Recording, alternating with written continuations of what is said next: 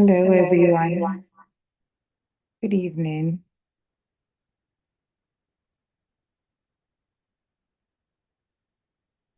Good evening.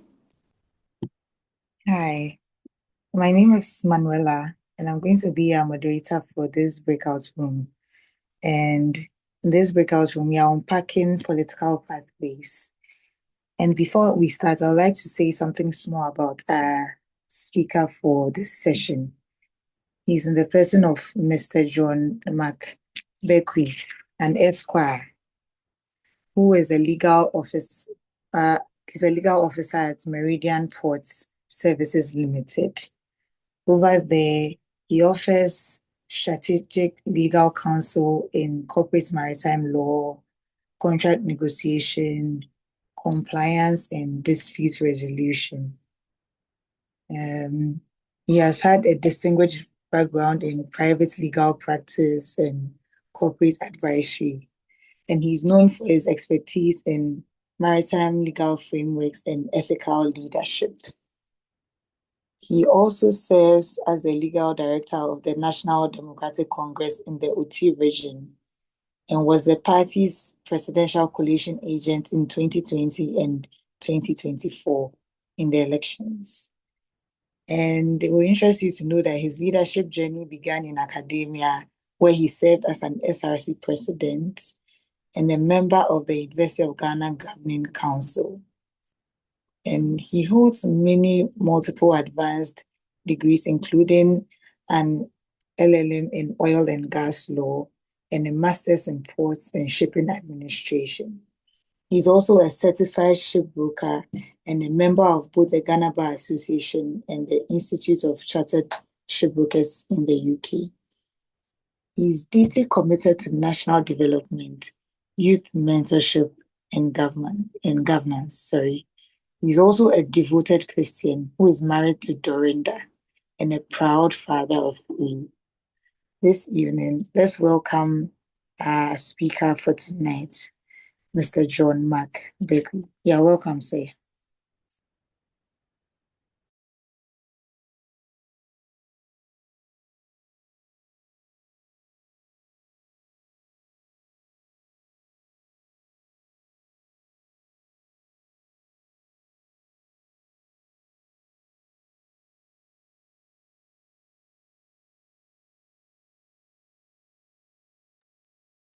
Hello. Good evening, Hello. everyone. Good Yeah, evening. sure. Can you see my screen? Yes, please. Very well. Very well. So I go into presentation mode. I think good. Progress is good enough. All right. So as is the screen covered by the attendance space? Oh, it's good enough. Okay. All right. So my name once again is John Bekui. As you may have heard the introduction. I wish this was a face-to-face where I can conduct a quick survey.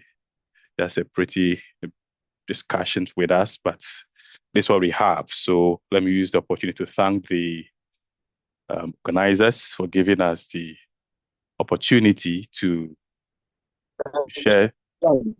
Yeah. Can you please turn your presentation around? You are showing us the presenter view instead. So if you could turn it the other way around so that why is the other way around, please? So it's at the top, you see display settings at the top. Yeah. Yes, I go there. Yeah. So click on it. Yeah. And it will tell you to swap presenter view. Okay. Is it good? Yes, please. Now we can see it in full screen. And this is good. All right. Thank you. So I was thanking the organizers for giving us a chance to interact with you and to share these few thoughts with you. My prayer and hope is that at the end of the session, we'll be encouraged and enthused to take up our inspirations so as to make impact on our nation's governance and beyond. All right, so let's go. So first of all, let me start by saying that there's this popular saying that politics is too important to be left only to politicians. And the question will be, is it not politicians who engage in politics, or aren't those who engage in politics referred to as politicians? But that's a very loaded statement to understand, that it's too important to be left to politicians. And he said that many impactful political roles exist outside elected offices, and that's why we are here. And so we are here to discover many of these opportunities that may exist outside just standing for an election. The fact that you do not stand for an election does not mean that you do not qualify to lead or you cannot lead. But the emphasis here is that there are opportunities outside winning an election and being in an elected office. So you can shape policy, can influence change, and can serve without running for political office. We'll see how some of these can be done. Now, I also hold a view, and strongly so, that Christians or believers can be politicians too. And let me make the point clear that politics is not only about those who join a political party to run for a political office or an elected office. But if you're a student of political science, you may have heard the saying that politics is ubiquitous. It is everywhere. And in every aspect of our lives, we act politically one way or the other. All right. I did political science. One of the things that they taught us that politics is about interest aggregation and interest articulation. So long as you are aggregating, that's putting together people's interest and having discussions and having solutions to their problems, or looking for solutions to people's problems, or trying to get people to understand a certain point of view here and there. In strict political science language, you are seen as being political, right? So we need to understand that not only partisan politics is politics, but hey, let me dare you say that, or by saying that church administration is political, right? Things we do in church are political. And of course, if you belong to, or you've been among Orthodox church groupings, you will understand this, where you go for an election to elect a moderator, not clerk, to elect whoever they want to elect. You see that they do it. All right. So my belief and understanding and conviction is that Christians can also be in these areas. And we have biblical examples. Persons like Daniel. Daniel was not a politician who, stood for an election, but he was a governmental or a government administrator. And he served various kings. So you can dare say that he served various presidents, if you want to say that. So one of them was that the man, Joseph, we all know him, went down the prison walls, came out, became a prime minister, big guy in his days, right? Then I chose another character by name Nicodemus. Now, Nicodemus, according to the scriptures, was a member of the Sanhedrin, was a Pharisee, was a member of the Sanhedrin. And during Jesus' death, he was one of the guys who came out and, asked him, he brought down the cross, and then later on gave him a grave to be laid in, So Nico, brother Nico, okay, as in his days, you could call him a member of parliament or a member of the council of state at the time. So yes, he was a believer. I mean, of course, you may say that he was, but from the narration, you can classify him as one of the followers of Jesus Christ in his secret heart at the time. And so if these people who were, who took the lead ahead of us and have shown us the faith or the path of faith, have played these various roles, why not? And of course, let's understand that in this context of political leadership, in today's perspective especially, it is also more about influence, right? And of course, who is the biggest political leader you can think of? I'll think of Jesus Christ himself. Why not? Yes, he influenced, he pushed policies, he brought changes, and it is through him today we have are Christian faith. So he qualifies. So let's see. All right. Now we need to also have an understanding of the political ecosystem. What is within the political space? We have elected officials and non-elected officials. So not everybody can be elected. Others are also non-elected. Let me give you an example. Go to the presidency now, the Flagstaff House. I dare say that there are only 2 elected officials over there. In fact, only one. That's the president. We didn't elect the vice president. We elected the vice president based on a ticket of the president, right? Because they went together. So we elected the president.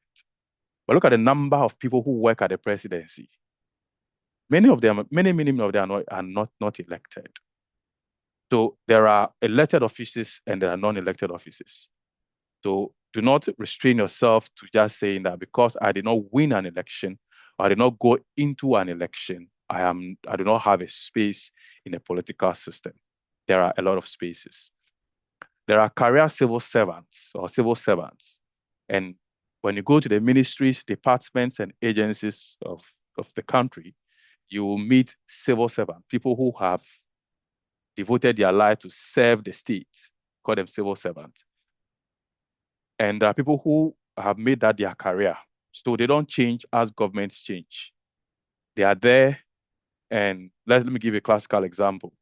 So you go to a ministry, one of the foremost persons you see there is the chief director of the ministry. He's overall head of administration of the ministry. He's a career civil servant. MDC will come and go. MPP will come and go. Any other party that wishes to come and go will come and go. But this person who occupies that office will remain there until the date of his retirement, or something else takes him off, or he resigns. However, there are others who are political appointees, like who? The ministers of state. When you read the Constitution and Article 78 of the Constitution, the law says that the president shall appoint ministers to assist him in running the affairs of the country. So you know that within the political system, there are also political appointees, just as we have, career civil servant or a department or an agency of the state is a civil servant. Some are also appointed by the government of the day. And that's what we are seeing we have seen in the last 6 months. And we are still seeing people are appointed today, others are appointed tomorrow. Some of us are still waiting for our appointment. So appointments are coming and going in that order. Then you should also understand that within the political ecosystem, we also have local, national, international opportunities. We talked about some of the locals already. Maybe now you may not know this, but within the local government system, for instance, we have a space for the president to nominate at least 30% of the members of the assembly. Assemblymen. Okay, we go to an election to elect assembly members. For instance, the assemblyman of your electoral area is elected, but after they've elected them and they're going to inaugurate them, the president, upon coming to office, has the power to appoint another 30% of that number into that administration. So at the local level, not everybody there is elected. Some are also appointed into that space. Then at the national level, as we've seen already, there are offices that you can get into either by an appointment or by just a mere application to become a servant, and then you grow up to become a chief servant, in those ranks. There are also international opportunities that are political. For instance, the ambassadorial appointments. The president appoints, in fact, after appointing his chief diplomat, and the chief diplomat or the senior diplomat, or the foremost diplomat of the country is the foreign minister. Now, after appointing the foreign minister, he now appoints other ambassadors to the various countries where he has offices, either embassies or high commissions or consulates. Okay. So these are also international appointments. There are also appointments internationally onto international organizations. Okay. So we have the AU, for instance, African Union. We have an envoy of Ghana to the African Union. We have an envoy of Ghana to the United Nations, also to ECOWAS. All right. So we have a number of such persons. Of course, our very own Mr. Senano is on a committee or an agency of the African Commission. So things like this exist. Okay, of course, he contested a role, but it's a role supported by government.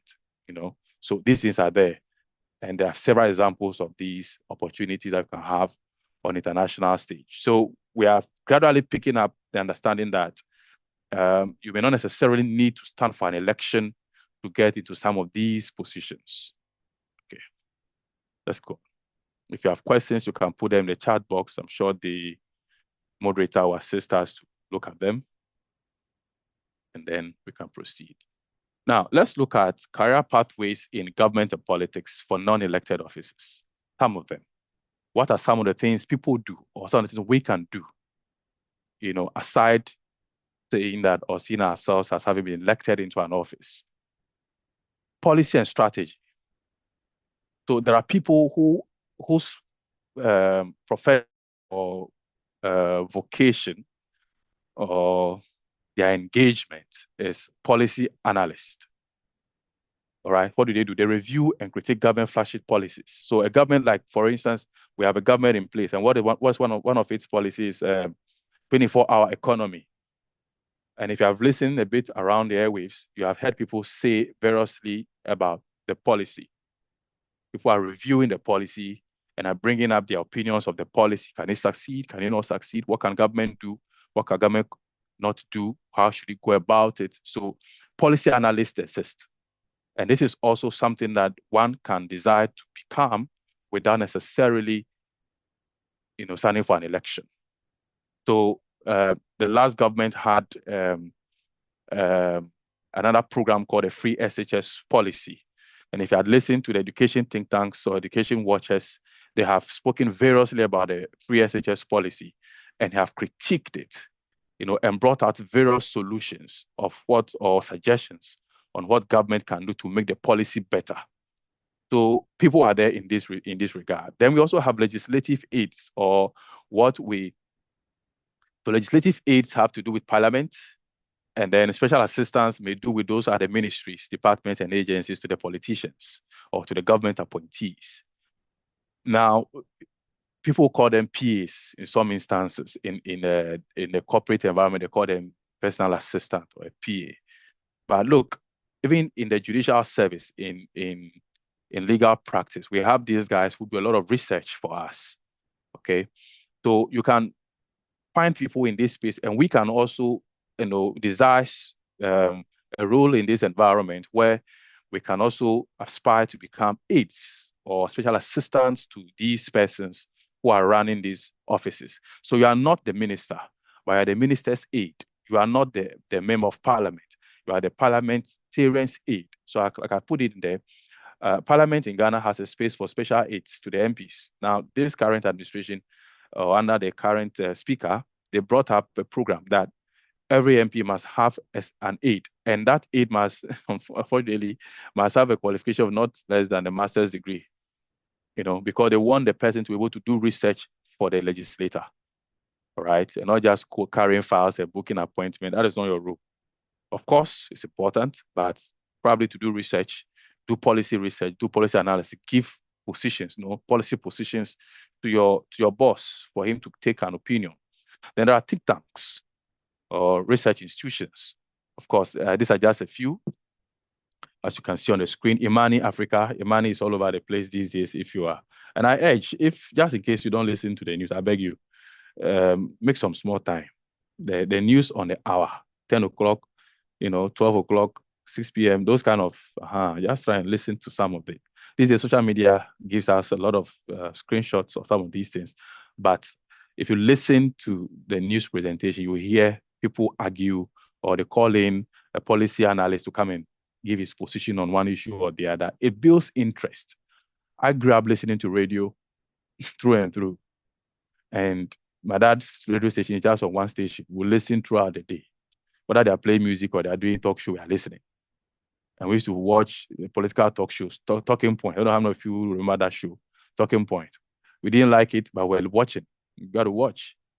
And today, it has given me a chance to develop an interest. So think tanks exist. ASEPA is the African Center for Parliamentary Affairs. They're also there. IDEG they're also there. IDEG, what's the name? One Emmanuel Akwete, very old guy. He's been there for a very long time. Since our days in Legon, he's been there. Then IEA, popular IEA, Institute of Economic Affairs. That's where the current EC chairperson came from. She was once the director of IEA, and through their work, they used to organize the presidential debates those days. And now, through her work, she was spotted to become the electoral commissioner of Ghana. All right. So there's a number of these think tanks that which do research, and we can look forward to, learning from them or aspire to enter their space. If we are very young and you don't have a career yet, you can be looking at some of these environments, to encourage you. There are also communications and advocacy platforms. Now, people are there who write their speeches or who write speeches for others, all right? And don't be deceived. The politicians, not many of them know how to write their own speeches. I think in history, for what I've known, one of the persons who was known to write his own speech was Mr. Tony Blair. He was once a prime minister for the UK, widely known for writing his own speeches. But many, many, many politicians or public officers today do not write their own speeches. And there are reasons for it. Because as you are a minister, the ministry has a policy position, which may be different from your personal position. So your speech must be written for you, and you have to speak or read that speech when you go out there to speak. So there are people who have mastered the art of speech writing. Why not us? You don't need to be an elected officer to write a speech. Okay. And look, you can even, if you're young, you can develop this skill whilst in school. Your friends are doing SRC elections, or your friends are doing even class prefect elections. You can opt to write a speech. Yes. And today, with the support of AI, you can develop a good speech. Of course, but please make it human-centered. AI can give you a machine idea, but you tweak it a bit, and there you are. So your friends know you. Oh, do you want a speech? Go see Angie. Go see John. Go see Samson. I don't know some of their names. Sorry. Don't see my slides, so I cannot mention names directly. But that is it. So you can be a speech writer, and you are weaving yourself into top class. You think President Mahama writes his own speeches? Certainly not. Somebody writes it for him. That person can be you. One day, maybe you will write my speech for when I become president, All right. So that's just by the way. Political correspondence. This in journalism these days, there are people who have put themselves in the role of political correspondent. So they speak. How do I say? You assign a particular reporter to a particular media house, or how do I put it? A particular reporter from a media house to maybe a political party or a presidential candidate. We saw this a lot in during the elections. So many of the media houses assigned particular journalists to particular flag bearers. As they move around, then they give you report directly as a political correspondent. Okay, so there are correspondence that comes from these various angles. Look, it all depends on the interest you develop. And if you build it bit, you grow into it, and you will become that top class that everybody will want to associate with. All right. So there are political correspondents. There are also public affairs specialists. Look, there are people, unfortunately, I'm not too sure of the age groups that are in my group today, but I know you are between 25 and 35 thereabouts. So that's what my instructions say. So let's see. If you may know somebody like former President Rawlings, God bless his soul, he's gone to glory. Yes. Usually when President Rawlings finished speaking, somebody must come and explain his speech in the early 2000s. Yes, I was very young at the time, but I remember. Okay, so he had various people. He has spokespersons. So when he gives a speech, then somebody, because his speech may be a bit damning sometimes to the political class. So somebody will now come and, throw light on the speech, and this is what the speech said, this is what the speech said, this is what are they doing? They are engaged in public space management. So there are people who are specialized in public affairs, engagement. They are good at public speeches, not the one the politician will give, but he will now come and explain the position of government on this policy, the position of the speaker on this matter. This is not what the person meant to say. This is what he meant to say when he said this. You may call it damage control, but this is public political speech management, right? So there are people like that who know how to communicate the ideas of government properly. So today, for instance, the current government has appointed a full minister in charge of government public communications.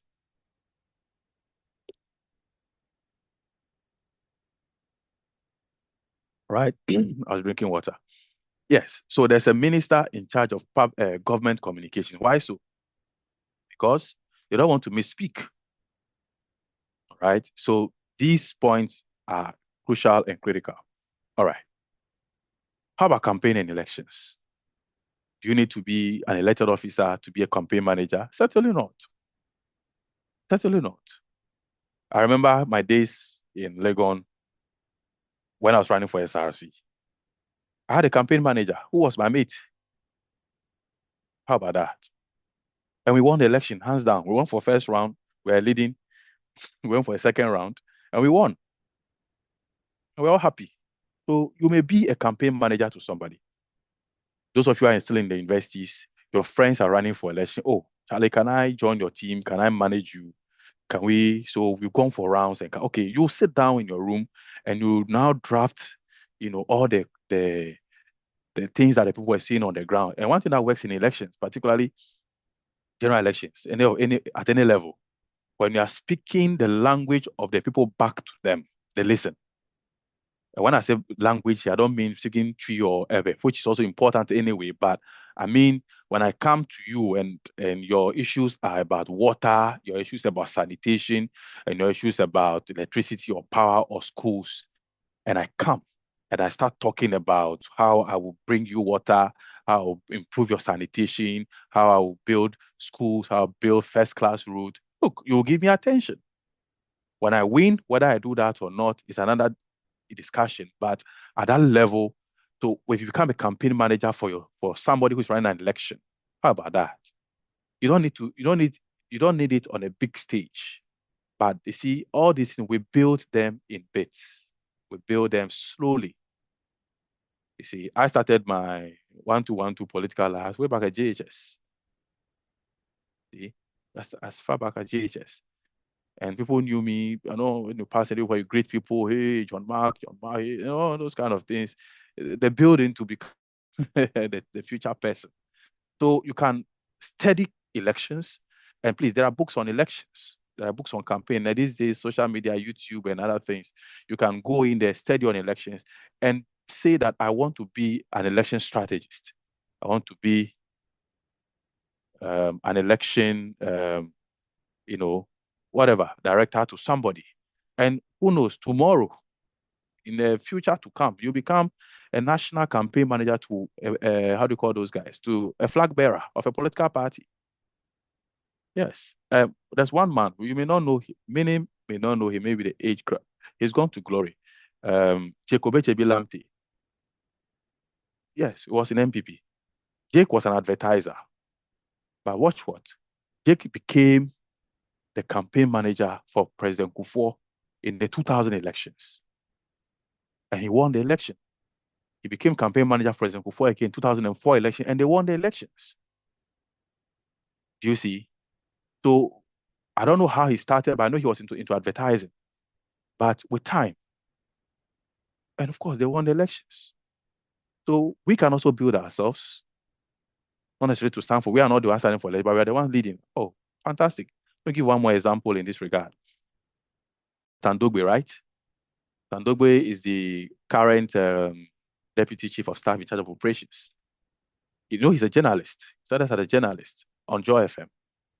And President Mahama once gave a testimony on how he met him on Legon campus when he offered to assist him.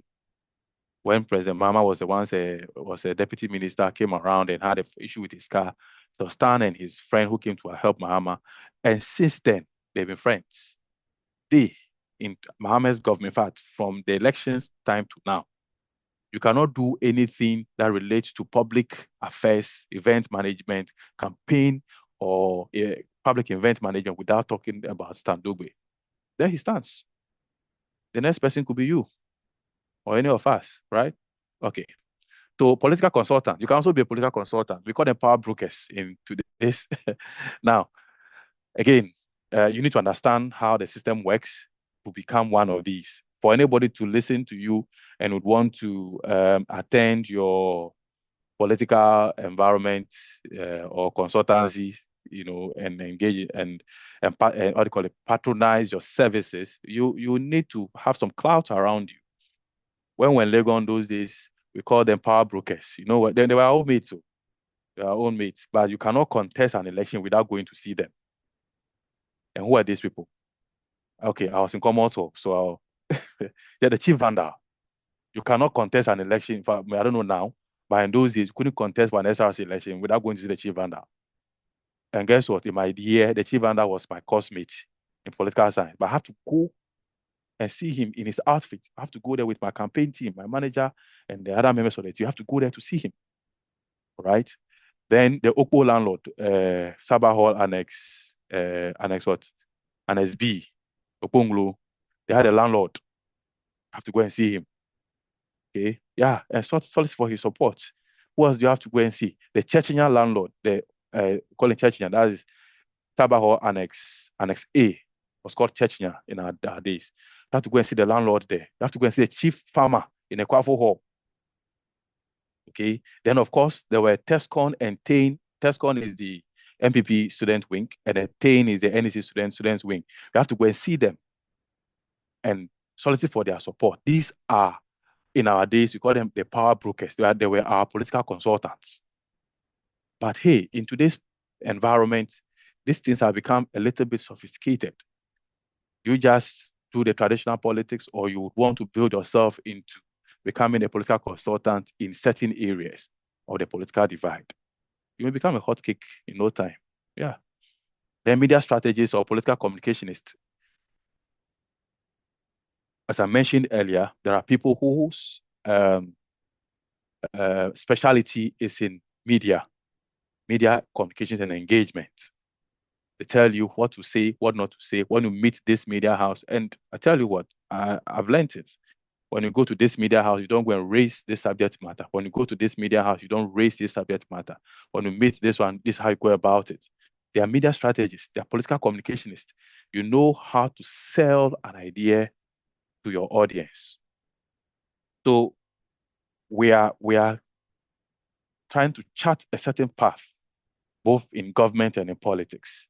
Not necessarily running for an election, but getting an influence. Then civic and community engagement or outreach. Are you a community organizer? What do you do for your community? Have you ever organized a community event? Communal labor. Oh, let's do some cleanup exercise. Many of us don't attend. How would they know you? When I was on Legon campus, every cleanup exercise I would go, because I had the aim of aspiring for the office. And I was very, very popular on campus those days. Very, very popular. Every room on Legon campus I entered for my elections. So the community knew me. I was preaching as well. I was a student hall, lecture hall preacher. Yes, and I come to the blocks to preach. And I preach from level 100. I started preaching. Then 300, I contested for the election. I won. So you need to engage in something that will bring you up. All these things also develop your self-confidence. All right. If you want to be a non-profit advocacy leader, sometimes there are things in your community that they are not good, and you want to advocate. You want to voice them out. There was this group recently on the CCFM show called Traffic Watchers on the Sawam Road. What do? They have a WhatsApp group of over 1,000 people, and they discuss traffic to draw government's attention to the bad nature of the road. How about that? Do you need to be an elected officer to do that, to advocate for something good for your community? Certainly not. All right. Or being an NGO staffer. What's that? You're going to be a volunteer. How many of us have decided to volunteer for an organization? And some of these things are also ways to weave our way up to the top. We need to find that avenue where we volunteer our services, even in church. There was an usher, you know, there was a choir member, a chorister. I was a chorister before, of course, in my church. Yes, my young, youthful early days. I'm still youthful anyway, but yes, I was a chorister. You see, so what do you do for your community? What do you do? Engage. Civic duties are important, and it is critical to avail ourselves as well. All right. Government administration. We spoke about some of these things earlier. We spoke about civil service roles. So let's note that within the government environment, not everybody, like I said, is an elected officer. No. Even the minister is not elected, unless you want to think that maybe he's an MP for appointing as a minister. But remember, Ghana is just one of the very few countries where an MP becomes a minister or is qualified to be a minister. Our constitution says that the president must appoint these MPs from, all right, must appoint these MPs from not, how do you call it? Must appoint his ministers from among members of parliament, at least more than half from parliament. So 50% plus of his ministers are from our parliamentarians. But the people at the ministry, some are planning, some are into budgeting, foreign affairs and foreign missions. How about that? And today, I mean, as we may see very soon, there are people who are diplomats, as I mentioned earlier, and they are career diplomats. They are not diplomats who are appointed by government. They are career diplomats. So they are there to serve every government. Okay. All right. Then we have, we can be a programs manager in a ministry. Yeah. When you go into those ministries, you see, it's only when you get into public service that you realize that there are roles for everybody with big, big titles, as they say, So you can be a program manager for a minister or at a ministry, department, or an agency, and you're in charge. At the assembly, we have the coordinating director, who is the chief, like the CEO of the assembly in the absence of the DCE. So prior to the appointment of the DCE is the coordinating director who takes charge of the assembly. So these guys are there. You can also be a public policy advisor. Now, it is, if you observe the last government and even this one, there are government appointees for certain roles. I think this man, Dr. Palgrave Wachidankwa, yeah, I know he's a member of LIC. I don't know whether he still comes around, but yeah, he was a government advisor on security and governance matters. Yes, Then there are people on health. So you see, you might be into health, nowhere close to running for an election, by a policy advisor to government on health matters, or a policy advisor to government on insurance matters, or into road matters, whichever is your interest. Like Dr. Esiansa said earlier in the plenary session, your something that you are doing on your own, your ordinary passion, can become your tomorrow, career, which will help others as well. All right. Hello, are you there? Yes, please. We are here. Okay, and I hope you are following. Yes, please. Okay, thank you for responding. Okay, so how do we get involved without running for an office? Like I mentioned, volunteerism is key. You can volunteer to campaign or for campaign or civic groups. Now, let's assume you are in school and your friend is running for election. You can join his campaign team. Yes. Or in your community, your friend is running for MP or is running for, what do they run for? Assemblyman. You can join his team. You pick up, and you see, interestingly, people who are appointed into government positions, many are discovered during elections, the electionary period. Yes, nobody may know you, but during the period of the campaign, you're also part of it. They will know you, they recognize you, and there you go. I remember in the year 2016, I was part of Lawyer Sosu's campaign team. I am in Medina NDC. I was part of his team. Of course, we lost that election.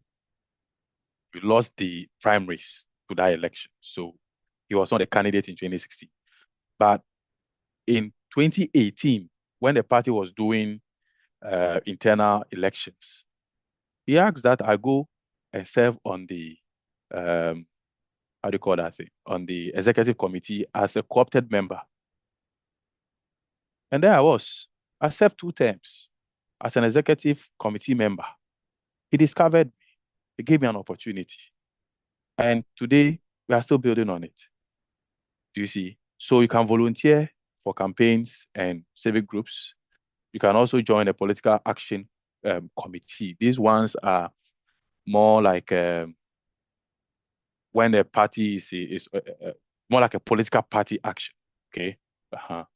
Where you join a committee that does whatever the focus of that group may be.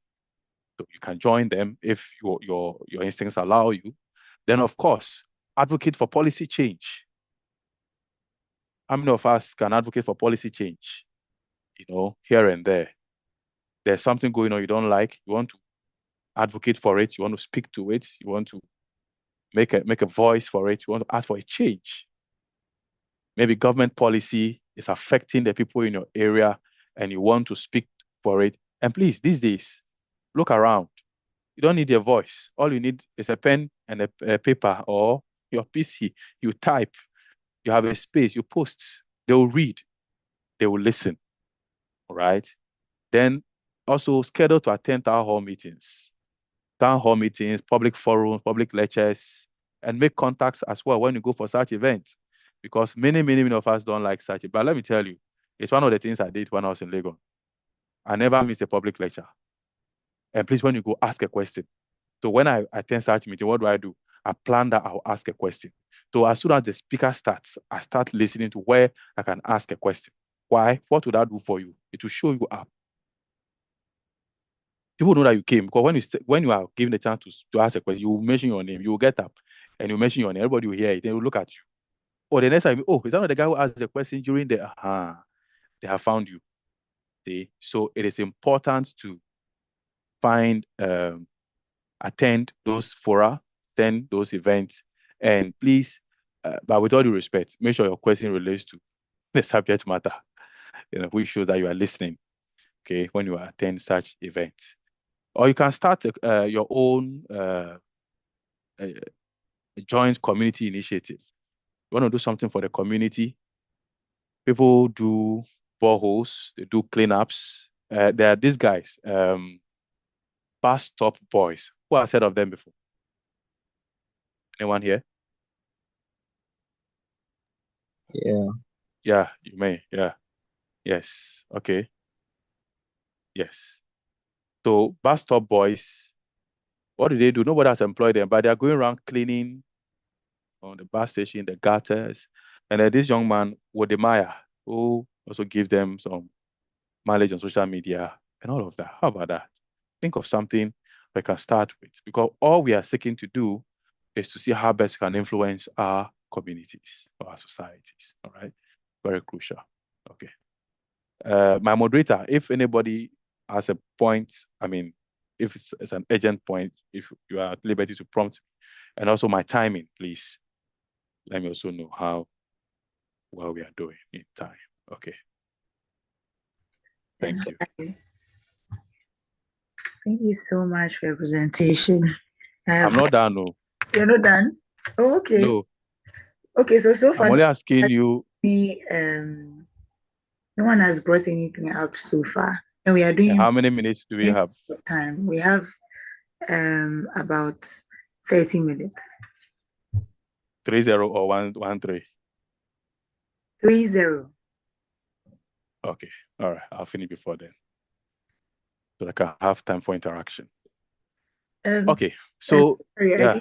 So that time includes the interaction time as well. So you have. All right. Yeah, you have like 20 minutes to the end of your presentation. Wrap up. That's good enough. It's good enough. Thank you. Yes. How about here? So what can I be doing? What skills do I need? Look, truth is I don't need any special skill. All you need is your passion, your interest. To develop your self-interest, in a skill that interests you. And like I said, everyone has a place in government. Okay. And people who have studied, how do you call that course? With all due respect, in our day, we call it ontology, classics. Yeah. And I tell you what, it's one of the courses that opens people's minds up. Classics, philosophy, dance. Many of them are lawyers now. One of my colleagues did some of those courses. So if you are Greek or whatever you've done, it doesn't matter. I don't think it does.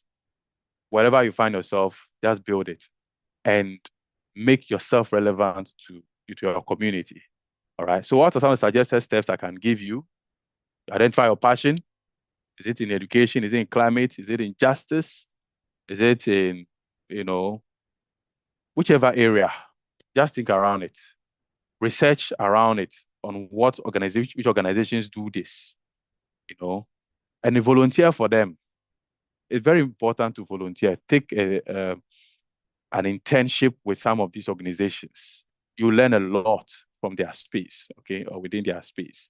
And I build a portfolio for civic engagement, like we said earlier. What would you want to do with your community? It's important to have a passion for something like that.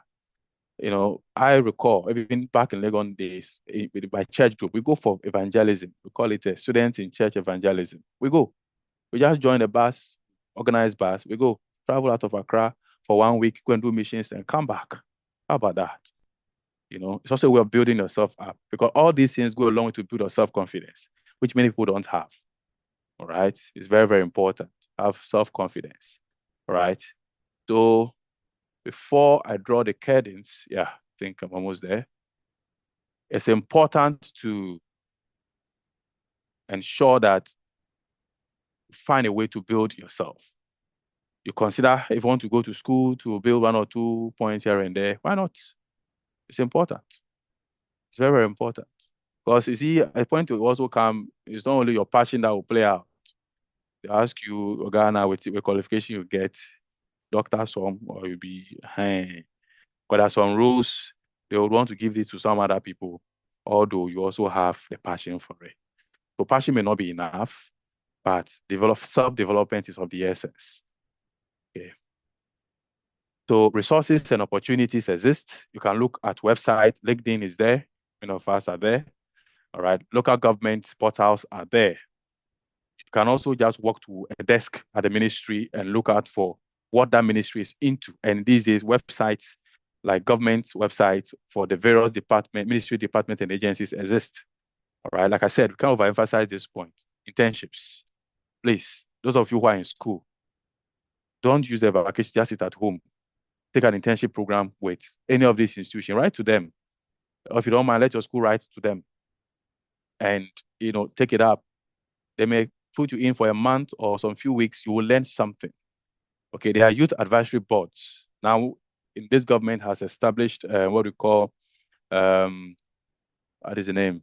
A Ministry for Youth Development or something like that. Yeah, Ministry for Youth Development. Very important with Mr. Jojo Pariado as the leader of the minister in charge. Very, very instrumental, very good ministry for youth development. Those days used to be assigned to either gender child protection or to sports ministry or something. But now, strictly for the youth, between the age bracket that we are all looking at today. How about that? Have you taken an advantage to go and learn, find out what those guys they are doing? How about the National Youth Employment Program? Have we been there? The National Apprenticeship Program, have we taken advantage of some of these programs? Do we know what at all the government policy is on those matters? It will be of interest to know.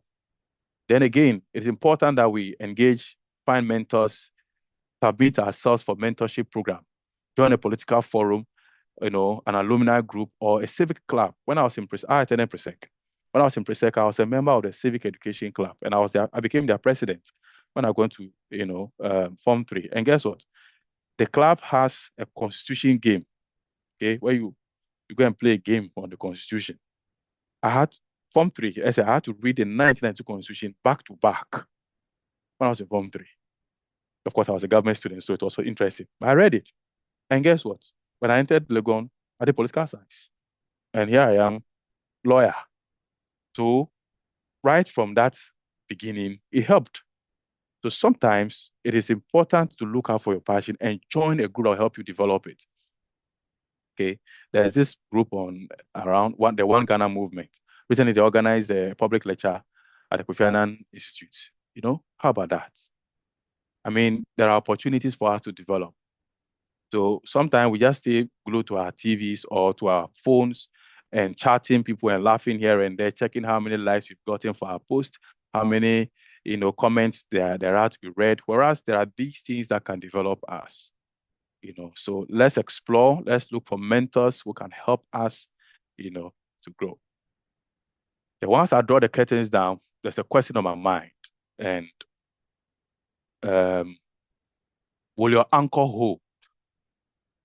Will your anchor hold? Maybe let's do a reading. Moderator, can you read a scripture for me? Do you have a scripture with you? Okay. In the book of 1 Timothy chapter 4, verse 12 to 16, let me read it from my Bible here. It said, let no one despise your youth. This is a New King James Version. But be an example to the believers in word, in conduct, in love, in spirit, in faith, in purity. 13. Till I come, give attention to reading, to exhortation, to doctrine. Do not neglect this, my favorite part. Do not neglect the gift that is in you, which was given to you by prophecy, with the laying on of the hands of the leadership or of the eldership. Meditate on these things, give yourself entirely to them, that your progress, your growth may be evident to all. Take heed to yourself and to the doctrine. Continue in them, for in doing this, you will save both yourself and those who hear you. Now, this is a very loaded scripture, which I love so much. And the emphasis I want to draw our attention to is that do not lose your head in politics. If one day you find yourself at the helm of affairs, you find yourself in a political party, you find yourself in a political space, whether an elected officer or an appointee, please don't lose your head. The things you have learned in your Christian upbringing about your faith, about the need to eschew corruption, the need to eschew bad vices, bad character or vices, the need to uphold good tenets, good morals, good attitude. They are things that you have received from your youth, from your growing up. As Paul was telling Timothy, the things that were the gifts you received by the laying on of hands, by the instructions that were given you, do not let them go away from you. And again, do not let anybody look down upon you because you are young. I also love one scripture in Job chapter 32, verse 8 and 9. The conclusion is that the wisdom does not reside in the old, in the elderly. I have my own rendition of that scripture, which I say that it is not every elderly person who is wise. There are foolish old men and women, all right? So my second point or third point is that be sure you don't get corrupted. The disappointed old horses are still around. There are people you will meet who are older than you, and what do they want? They want to live their life in you, in the political space. So you need to be very watchful that they don't, their picture there is an anchor of a vessel, okay? I'm a shipbroker, so I need to bring you an anchor picture. When you drop the anchor at the anchorage in the sea, close to the port, it goes straight to the seabed. It holds the vessel or the ship in firm position. So my question is, will your anchor hold? What is that anchor? The things that I just read to you from the book of 1 Timothy. So let your anchor hold, right? Yeah, so that's me. Today I was at the ship side, and that's a vessel that came to berth. They were loading and discharging cargo today. We had a time to go there. So my concluding statements will be to charge you. Charles Wesley said, a charge to keep I have, God to glorify, and never dying so to save and make it fit for the sky. The salvation you have received, the grace you have received, if tomorrow the chance is given to you, would we find you fit for the sky, fit for purpose? in the leadership role, or will it be that after you've served your generation, after you've served in your political role, you have become, how do you say that point? You have become corrupted and bad, those kind of things. No. That's not our portion. Amen. Right? We'll be astute leaders, we'll be morally astute, we'll be very people who understand the system and people who want to uphold the tenets of Christianity, even in our leadership space, anywhere. So I concluded by saying that you don't need a title to lead. You just need the courage to act. Just take the step. Start writing, start engaging, start, formulating some thoughts and gathering some courage to do one or two things for yourself. With this, I can assure you that you will build your self-confidence, you will build your self-value, you will make yourself worthy for the system. And remember, it is the things that you are made of that will make a politician look out for you and bring you up.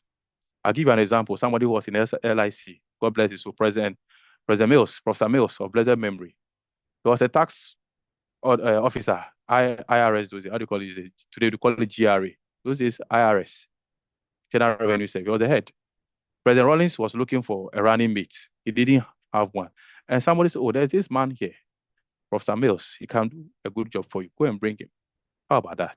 Could that person be you one day? Could it be any of us one day?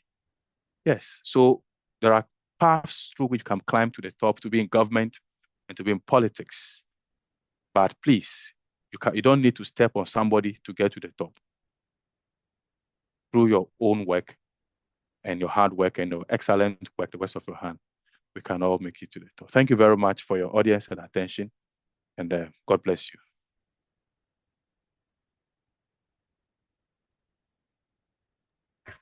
Thank you so much. God bless you too. Thanks for giving us so many ideas and things to think about. Especially, I know for the people who are kind of introverted and laid back. Thank you for giving us so many things to think about. And so right now the floor is open for questions. So if you have any more questions that you have, like you need some clarity on, or there's something that a speaker mentioned that you didn't quite get, this would be a good time to bring your questions up. So you can put it in the box. Or you have a contribution you want to make, why not? Yes, please. Yeah. You can put in the chat box, you can raise your hand up. You can Let's hear them, let them talk. Let's engage. I love to engage. Let's hear their voices. Okay. Yeah. But of course, I mean, when you speak here, why not? It's good. It's one of the ways of becoming a public speaker. But if there are some in the chat box, we can. Could you turn on your camera? Is it me? Okay. No. Okay. Do I have a camera? Yeah. Yeah. Okay. You may only see my head if you want to see my face. Because I'm still in the office. So that's my background in the office. Behind me are stacks where we pack our containers in the yard. All right. Any questions, comments, contributions?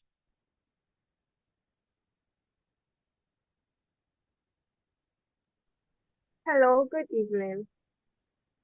Yes. Bonsoir, ça va? Très bien, et vous? Je suis très bien. Oh, let's speak English, Audrey. Yeah, let's speak English.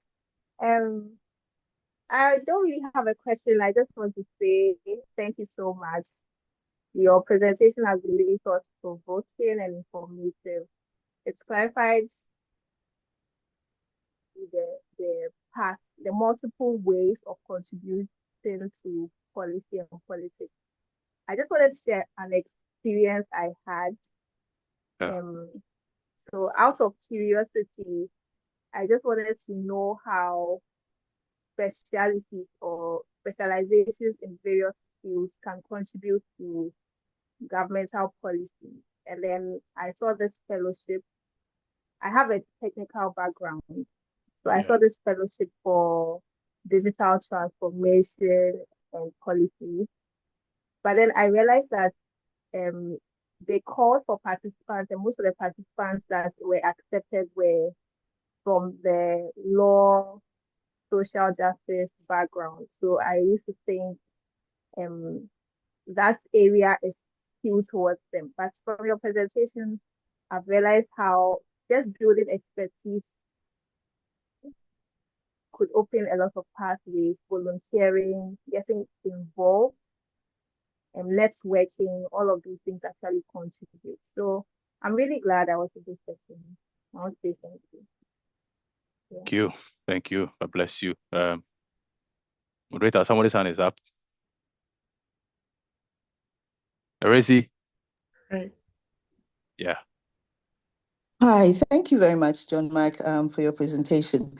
I've been in and out because I had calls and meetings, other calls and meetings, but I wanted to speak to what Audrey mentioned about digital transformation and being a technical person, and the focus being on graduates or people from the arts and like the law, legal firms. And I did Bachelor of Arts and Masters of Arts, and I never really did anything scientific, but I found myself in tech. So right now I'm a digital transformation advisor for the Italian government as well as the Ghanaian government. There are many ways to enter that political space of advisory and influence and all that. I know for a fact, because I work with them sometimes, the 24-hour secretariat will be recruiting soon. They'll be looking for people in that space because of the specific project that I'm running through UNDP. Okay. So the thing is to position yourself well with some of these offices, especially the new secretariats, because they are looking for technical people and resource people in specific areas. So if you're interested in digital transformation, it's a big area because my program is on agriculture, transforming the agricultural space in Ghana through tech so that we can encourage young people to come back to agriculture. So yes, I'm in the political corridors. It was not my plan. I'm very much private sector, but my skills sets are required every so often. Prior to that, I also worked with TBI, Tony Blair Institute. Okay. You need to also look at those other organizations who are here as advisory practice, because then you get to go straight into certain corridors of influence. And I know TBI puts out vacancies every so often. So Audrey, a lot of new spaces coming up in the tech world. So don't give up. Thank you. Very well. I laughed when you said your age group, your audience was up to 35, but because I'm Yeah. 56 in 2 weeks. Oh, So I thought, let me come here and see congratulations. if I can contribute somewhat. Sure. Sure. Thank We you. appreciate your input and happy birthday in advance. Thank you. Yeah. All right.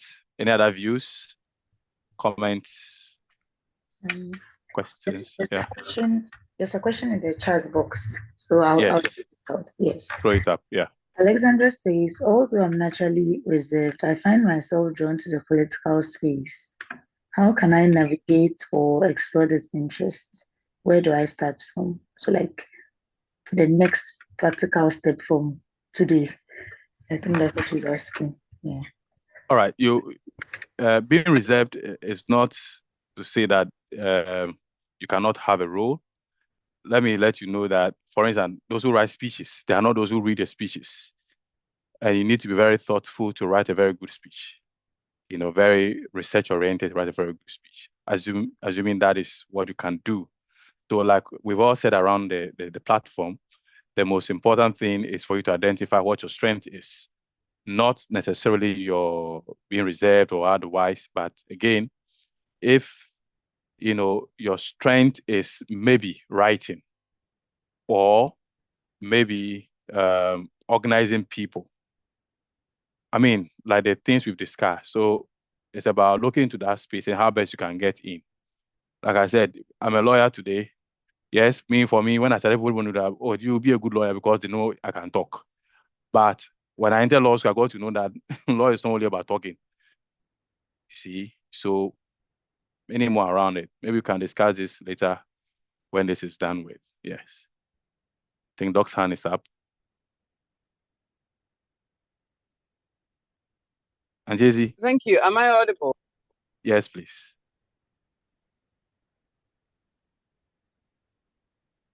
We can hear you.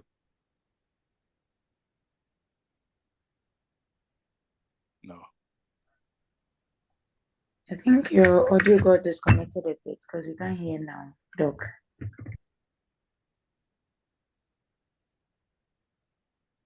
Oh. Okay. Moderator, I'm sure you can help her. If there's any other person, whilst we get her back on track. Okay, she seems to have dropped out of the room. Okay, so she'll come back and speak. Please. Okay. Any other views? Yeah, or questions on the platform? And there are no questions in the chat box. Am I audible? Yes, we can hear you now. Okay, thank you. So I was just mentioning that for the question about where to start from, I think it starts from interest. And so if you're interested in politics, are you listening to the news? I meet people who are interested in politics, but they don't pay attention to current affairs. If you ask them what's going on around them, they're totally clueless. So are you listening to the news? Are you paying attention to what's going on? Are there some events you could attend? So sometimes you hear there's a public lecture. Maybe your interest is in agriculture and policy. Maybe your interest is in education. Politics is not just about, if you are an MP, you're going into parliament to make laws. How do I understand the context, the background behind lawmaking? So whatever your interest is, bring that into the political space and start paying attention, listening to the news, not just local, international. You're listening to BBC, you're listening to whatever. You are learning and you are getting involved. There's some, program, you go, you listen, you connect, and then you start seeing where you can plug yourself in. So whatever skill it is you have, as Irisi mentioned, digital transformation is her space. Whatever it is you're doing, maybe you're interested in social services and policy, get involved in that space, and then you find opportunities. You can enter, the political space through advocacy, etc. Next to the political space, pay attention to what's going on around you, get involved, and that can be a decent start. Beautiful. Thank you. Thank you. Thank you very much. And let me just add, I learned something very early in my growing up. You listen to news 3 times in a day, 6 a.m., midday, and 6 p.m. And even as a 4th, the late news. So before you go to bed, was the closing news for the day, for the next morning starts. Just you may not know. So, and you can also subscribe to the news channels who will giving you news, how do you call them? News headlines as the time goes. All right. Thank you very much. That's good. Any other contributions, comments? Okay. Okay, so there are no questions in the chat box. I don't know if anybody on the call wants to unmute and add a contribution. We have about 1 minute to move out of the room. Okay. Okay, so if no one is coming, I would just like to say once again a very big thank you to you, Mr. Bekui. Thank you so much for spending this time and giving us all this information. And thank you to all contributors who gave us more important things to look out for. God bless you all and enjoy the rest of the session. Thank you. God bless you. Amen. Bye.